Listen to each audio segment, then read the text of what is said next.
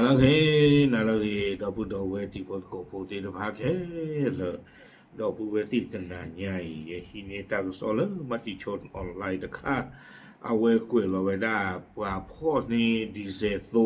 เพซุมเวกลุนนี่อากาโซเปิดทอกระโดดตะบลอลีนี่หรออันนั้นพ่อเนี่ยดูโซดูว่าพ่อไว้ได้คลูบูก็มือนี่ก็ไอ้เลตาลโกต่อเด็กค่ะเราเลยที่จะก็เชิดที่ตะพายอีเนาะเรื่องมือยูเดออุตนี่ว่าพ่อคลูจีอุตนี่เมตารีเดอว่าพ่อคลูจีเนาะว่าพ่อคลูคุยหรอเดี๋ยวจะนี่ใหญ่นี่ถ้าก็สอนเรื่องมติชนออนไลน์กว่าเราได้คูดโตเทวดาไฟความมั่นคงยึดดีเซล 3,800 ลิตรริมแม่น้ำเมยคาดยงขบวนการขนข้ามแดนเนาะเทวดาเลยโยตึกว่าบ้านหมู่บ้านดานี่เด้อฮีขาไปได้ดีเซลอัลลีเตอร์กระทูโคกยาเพซุมเวเกินนี่เนาะบ้าตาเตยาไว้ได้เลยกับบ้าตาจุกคอไว้ได้เลยกันยอก็ตะกบานี่หรอตากระซอกเวลาไว้ได้เพเซอร์เยกิโตคิชิคือเพฮาคอลคือนารีคิชิคือเป็นนี่หรอตากระซอนี่กวยไว้ได้ซูเมญาเตไว้ได้เพตาจนิญาอีเนาะตากอากอริโคอเมเลชูสักรู้ยิ่งเอาไว้ปาพลาโทเวดาจิจาอีเตเวดาเลดูนี่ว่าเวดาตากระซอเลเมโตกอชาคัวอุอเมเลปรีดาฟงตระกูลชัยเนาะเตเวดาเลกอชาคู่นี้เอาเวฮิโลเวดาตากลึกเนาะกวยเราเวดาลิยูโกรดเวสั่งการให้ฝ่ายปกครองนำกำลังสมาชิกอส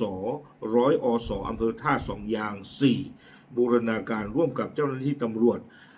ตชด344และสพท่าสองยางเข้าตรวจสอบพื้นที่แนวชายแดนเดเวดาเลยก็ชาโคนี่เด้อเอาไว้ให้เราไว้ได้ตากลือเลยว่าบ้านหมู่บ้านดาที่ภาพป้าดอสป้าเดตชดเนาะป้าเดเปอร์ก็ที่ผ้า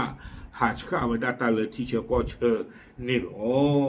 วิโรจน์เนี่ยจะมาได้เมื่อวันที่3พฤษภา2569เจ้าหน้าที่ได้เข้าตรวจยึดน้ำมันเชื้อเพลิงดีเซลบรรจุในถัง200ลิตรจำนวน19ถังรวมปริมาณ 3,800 ลิตรเมื่อช่วงเวลา12:30 นาทีและ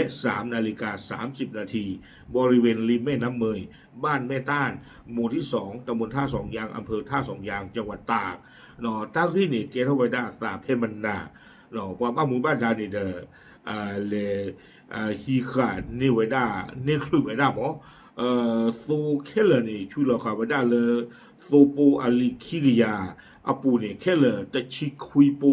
เนาะปูผาโดนี่ตะชิคุยปูเคเลนี่เด้อตูไว้ได้อาลีเซอร์กทูดอกโคกยาลีพ่อเนี่ยไว้ได้ตาเซอร์ตอนนี่คือคีบหลอกเพตะกว่ามืออมันนี่เตอร์ซิตบลอดอกเซอร์นารีอมันนี่เตอร์ซิตบลอเพซูเมนี่เมโตเตเลเลหรอเตไว้ได้เนาะวิโรจน์นี่เด้อกวยไว้ได้จากการตรวจสอบไม่พบผู้ใดแสดงตนเป็นเจ้าของน้ำมันเชื้อเพลิงดังกล่าวเจ้าหน้าที่จึงได้ทำการตรวจยึดไว้เป็นของกลางตือไม่เลือกไปเลยที่เวลาบลอนี่เดอเตเวดาปาจะปรับทางนอกตานอร์กาบะเลเกสูตีพายอากาจ้าอาโคนี่เดอกว่าบ้านหมู่บ้านดาฮีขาไว้ได้สูตีพาอีและนำส่งพนักงานสอบสวนสพท่าสองยางเพื่อดำเนินการสอบสวนขยายผลติดตามผู้กระทำผิดมาดำเนินคดีตามกฎหมายต่อไปเรื่องกระจุกจารุว่าโคนี่เดอบ้านทาฮีขาไว้ได้สูตีพาอีเกจไว้ได้เลยเมโตเปอร์ก็รู้เราที่ตอนนั้นก็รู้คือที่ยากี่ไว้ได้ไม่มาตาเกอากาจ้าเลยวิบลอนี่เดอก็รู้พ่อรู้เจอเดอกบ้าเมื่อไว้ได้ก็รู้กัวกี่ไว้ได้สุมิญาตะปะโตเนาะเกวก็เดอไว้ได้สุมิญาตะเจทั้งนี้การตรวจยึดดังกล่าวเป็นส่วนหนึ่งของมาตรการเข้มงวดในการสกัดกั้นการลักลอบขนส่งน้ำมันเชื้อเพลิงข้ามแดนซึ่งเป็นภัยต่อความมั่นคงและเศรษฐกิจในพื้นที่ชายแดนอย่างต่อเนื่องเดวิดาเลตาฮีกา